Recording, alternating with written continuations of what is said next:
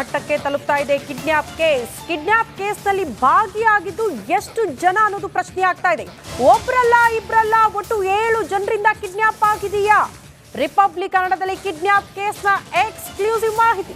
ಪ್ರಕರಣವನ್ನ ಕೂಲಂಕುಷವಾಗಿ ತನಿಖೆ ಮಾಡ್ತಾ ಇದ್ದಾರೆ ಎಸ್ಐಟಿ ಅಧಿಕಾರಿಗಳು. ಪೂರ್ವ ನಿಯೋಜಿತವಾಗಿ ಸಂತ್ರಸ್ತೆಯ ಕಿಡ್ನಾಪ್ ಮಾಡಲಾಯ್ತಾ? ತನಿಖೆಯ ವೇಳೆ 7 ಜನರಿಂದ ಕಿಡ್ನಾಪ್ ಆಗಿದೆ ಅಂತ ಹೇಳಲಾಗ್ತಾ ಇದೆ. ಆ ಪ್ಲಾನ್ ಮಾಹಿತಿ ಕೂಡ ಎಸ್ಐಟಿ ಅಧಿಕಾರಿಗಳ ತನಿಖೆ ಸಂದರ್ಭದಲ್ಲಿ ಬಯಲಾಗಿದೆ. 7 ಜನರನ್ನ ವಶಕ್ಕೆ ಪಡೆದು ಎಸ್ಐಟಿ ಅಧಿಕಾರಿಗಳು ತೀವ್ರ ವಿಚಾರಣೆಗೆ ಒಳಪಡಿಸಿದ್ದಾರೆ. 7 ಜನರ ಹೇಳಿಕೆಯ ಮೇಲೆ ನಿಂತಿದೆ ಎಚ್.ಡಿ. ರೇವಣ್ಣ ಅವರ ಭವಿಷ್ಯ.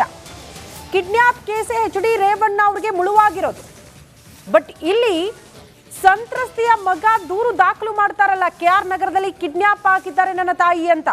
ಬಟ್ ಆ ದೂರಿನಲ್ಲಿ ಉಲ್ಲೇಖ ಆಗಿರುವಂತಹ ಹೆಸರುಗಳು ಒಂದು ಕಡೆ ಭವಾನಿ ರೇವಣ್ಣ ಅವರ ಸಂಬಂಧಿ, ಮತ್ತೊಂದು ಕಡೆ ಭವಾನಿ ರೇವಣ್ಣ, ಎಚ್.ಡಿ. ರೇವಣ್ಣ, 3 ಹೆಸರನ್ನ ಉಲ್ಲೇಖ ಮಾಡಿರ್ತಾರೆ. ಬಟ್ ಈಗ ಬರೀ 3 ಬರೋಬ್ಬರಿ 7 ಜನ ಈ ಕಿಡ್ನಾಪ್ ಅನ್ನ ಮಾಡಿದ್ರು ಅನ್ನುವಂತಹ ವಿಚಾರ ಎಸ್ಐಟಿ ಅಧಿಕಾರಿಗಳ ತನಿಖೆಯ ಸಂದರ್ಭದಲ್ಲಿ ಬೆಳಕಿಗೆ ಬಂದಿದೆ. ಹಾಗಾಗಿ 7 ಜನರನ್ನ ಕೂಡ ವಶಕ್ಕೆ ಪಡೆದುಕೊಂಡು ಸದ್ಯ ವಿಚಾರಣೆಗೆ ಒಳಪಡಿಸಿದ್ದಾರೆ ಎಸ್ಐಟಿ ಅಧಿಕಾರಿಗಳು.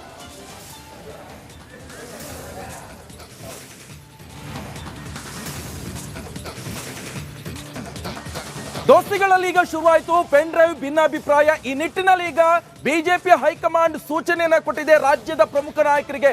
ಯಾವುದೇ ತರದಂತ ಹೇಳಿಕೆಯನ್ನ ಕೊಡಬೇಡಿ, ಮೈತ್ರಿ ಬಗ್ಗೆ ಅಪಸ್ವರ ಎತ್ತದಂತೆ ರಾಜ್ಯ ನಾಯಕರಿಗೆ ಸೂಚನೆಯನ್ನ ಕೊಟ್ಟಿದ್ದಾರೆ. ಮೈತ್ರಿ ವಿರುದ್ಧ ಮಾತನಾಡದಂತೆ ಹೈಕಮಾಂಡ್ ತಾಕೀತು ಕೂಡ ಮಾಡಿದ್ದಾರೆ. ಪ್ರಜ್ವಲ್ ರೇವಣ್ಣ ಕೇಸ್ನಲ್ಲಿ ಗೊಂದಲದ ಹೇಳಿಕೆಗೆ ಹೈಕಮಾಂಡ್ ಗರಂ ಆಗಿದ್ದಾರೆ. ಪರಿಷತ್ ಚುನಾವಣೆಯಲ್ಲೂ ಕೂಡ ಮೈತ್ರಿ ಮುಂದುವರ್ಕೊಂಡು ಹೋಗಲಿದೆ. ರಿಪಬ್ಲಿಕ್ ಕನ್ನಡಕ್ಕೆ ವಿಪಕ್ಷ ನಾಯಕ ಆರ್ ಅಶೋಕ್ ಹೇಳಿಕೆ ಇದು. ನಾಳೆ ಪರಿಷತ್ ಅಭ್ಯರ್ಥಿ ಆಯ್ಕೆ ಬಗ್ಗೆ ಸಭೆ ಮಾಡಿ ತೀರ್ಮಾನವನ್ನ ತೆಗೆದುಕೊಳ್ತೀವಿ. ಜೆಡಿಎಸ್ ಬಿಜೆಪಿ ರಾಷ್ಟ್ರೀಯ ಮಟ್ಟದಲ್ಲಿ ಹೊಂದಾಣಿಕೆ ಆಗಿದೆ ಅಂತ ವಿಪಕ್ಷ ನಾಯಕ ಆರ್ ಅಶೋಕ್ ಹೇಳ್ತಿದ್ದಾರೆ. ಶಿಕ್ಷಕರ ಮತ್ತು ಪದವೀಧರ ಕ್ಷೇತ್ರದ ಚುನಾವಣೆಗೆ ದಿನಾಂಕ ಕೂಡ ಹತ್ತಿರ ಆಗ್ತಾ ಇದೆ. ಈ ಸಂಬಂಧಪಟ್ಟಂತೆ ಈಗಾಗಲೇ ರಾಜ್ಯ ಬಿಜೆಪಿ ಕೂಡ ಬರದ ಸಿದ್ಧತೆಯನ್ನು ಮಾಡ್ತಾ ಇದೆ. ಇದೇ ಸಂಬಂಧಪಟ್ಟಂತೆ ಸದ್ಯದಲ್ಲೇ ಮೀಟಿಂಗ್ ಕೂಡ ಶುರುವಾಗ್ತಾ ಇದೆ. ಹಾಗೆ ನಮ್ಮ ಜೊತೆಗೆ ವಿರೋಧ ಪಕ್ಷದ ನಾಯಕರಾದಂಥ ಆರ್ ಅಶೋಕ್ ಅವರಿದ್ದಾರೆ. ಬನ್ನಿ, ಮೈತ್ರಿ ಮುಂದುವರಿಯುತ್ತಾ, ಮೈತ್ರಿ ಇದೇ ವಿಚಾರವಾಗಿಯೇ ಪರಿಷತ್ ಮತ್ತು ಶಿಕ್ಷಕರ ಕ್ಷೇತ್ರದ ಚುನಾವಣೆಗೆ ಯಾವ ರೀತಿಯಾಗಿ ತಯಾರಿ ನಡೆದಿದೆ ಮಾತಾಡ್ತಾ ಹೋಗೋಣ. ಸರ್ ನಮಸ್ತೆ, ಹೇಳಿ ಸರ್. ಈಗಾಗಲೇ ಚುನಾವಣಾ ರಿಜಿಸ್ಟರ್ ಮಾಡುವಂಥದ್ದೆಲ್ಲ ನಡೀತಾ ಇದೆ.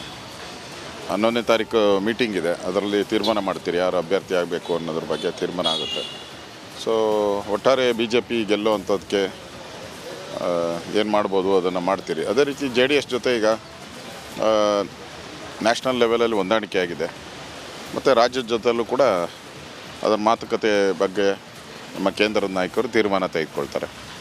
ಸೊ ಯಾರಿಗೆಷ್ಟು ಸೀಟು ಅನ್ನೋದ್ರ ಬಗ್ಗೆ ಕೇಂದ್ರದ ನಾಯಕರು ಏನು ಹೇಳ್ತಾರೋ ಅದ್ರ ಪ್ರಕಾರ ನಾವು ಮಾಡ್ತೀವಿ. ನಿರೀಕ್ಷೆಯಿಂದ 2 ಸ್ಥಾನಗಳು ಅಂತ ಈಗ ಹೇಳ್ತಾ ಇರ್ತಕ್ಕಂಥದ್ದು ಸದ್ಯದ ಚರ್ಚೆ ಇಲ್ಲ, ಆ ಥರದ್ದು ಯಾವುದೂ ಇನ್ನೂ ತೀರ್ಮಾನ ಆಗಿಲ್ಲ. ಕೇಂದ್ರದ ನಾಯಕರು ಏನು ಹೇಳ್ತಾರೋ ಅದ್ರ ಪ್ರಕಾರ. ಮತ್ತು JDS ಮತ್ತು BJPಯ ನಾಯಕರುಗಳು ಕೂಡ ಮಾತಾಡ್ತಾರೆ. ಸೊ ಅದಾದಮೇಲೆ ನಮ್ಮ ಕ್ಯಾಂಡಿಡೇಟು ಫೈನಲೈಸ್ ಮಾಡಿ ಒಟ್ಟಿಗೆ ಹೋರಾಟ ಮಾಡೋದ್ರ ಬಗ್ಗೆ ನಮ್ಮ ಕೇಂದ್ರದ ನಾಯಕರು ಯಾರ್ಯಾರಿಗೆ ಎಷ್ಟು ಸೀಟು ಅದ್ರ ಬಗ್ಗೆ ಕೇಂದ್ರ ನಾಯಕರು ತೀರ್ಮಾನ ಮಾಡ್ತಾರೆ. ತಾರೀಕು ಮೀಟಿಂಗಲ್ಲಿ ಚರ್ಚೆ ಆಗುತ್ತೆ. ಆ ಮೀಟಿಂಗಲ್ಲೂ ಎಲ್ಲ ಚರ್ಚೆ ಆಗುತ್ತೆ. ಪರಿಷತ್ನಲ್ಲೂ ಕೂಡ ಈ ಬಾರಿನೂ ಕೂಡ ಮೈತ್ರಿ ಮುಂದುವರಿ